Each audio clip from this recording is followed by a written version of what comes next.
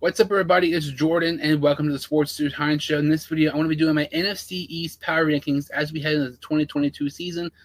Let's go ahead and get started here with team number 4, and that is the New York Giants. The Giants were 4-13 last year. They're bringing a new head coach in Brian Daboll. They signed Tyrod Taylor, who already has familiarity with Brian Daboll. They had a nice draft getting Kayvon Thibodeau and Evan Neal. This team last year was honestly just not healthy. When you look at the wide receivers, Sterling Sharp, Kenny Golladay, and Kadarius Toney combined missed 20 games last year. Like, you're not going to be able to put up points when your wide receivers are not healthy.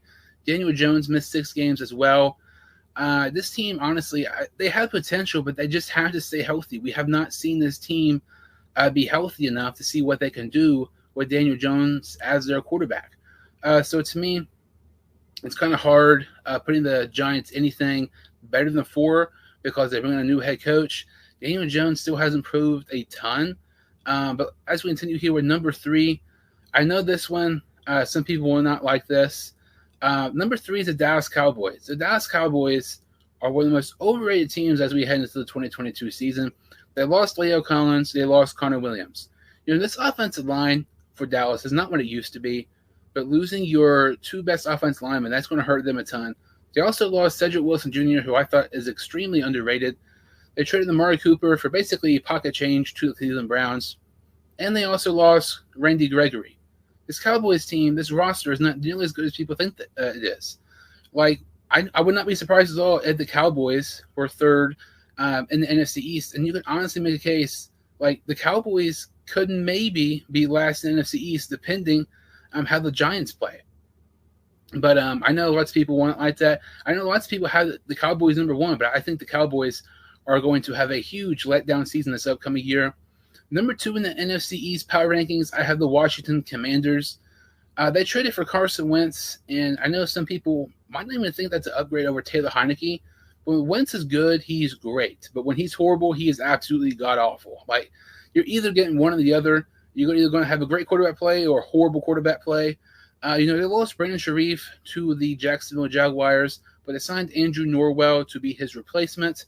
They drafted Jahan Dotson from Penn State in the 1st round. Honestly, did not really like that pick much at all for Washington, but at that point, he was probably the best wide receiver available. And they also have Curtis Samuel coming back from injury.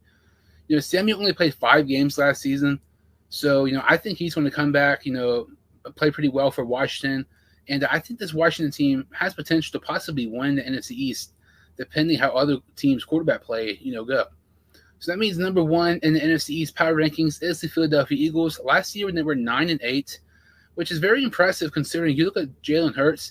Jalen Hurts did not play that good last year at all. They still managed to go over 500 and go to the playoffs.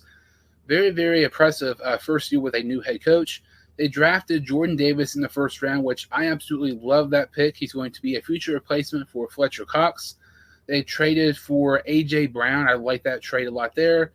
They drafted Nakobe Dean, who was one of the biggest steals in the entire NFL draft. They signed James Bradbury. Devontae Smith was really, really good last year as a rookie. Over 900 yards and 5 touchdowns. A.J. Brown's one of the better receivers in the NFL as well.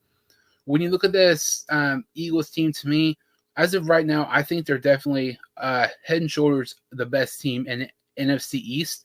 But I think it's going to come down to Jalen Hurts, ability to be a good quarterback. That's really pretty much every single team in the NFC East.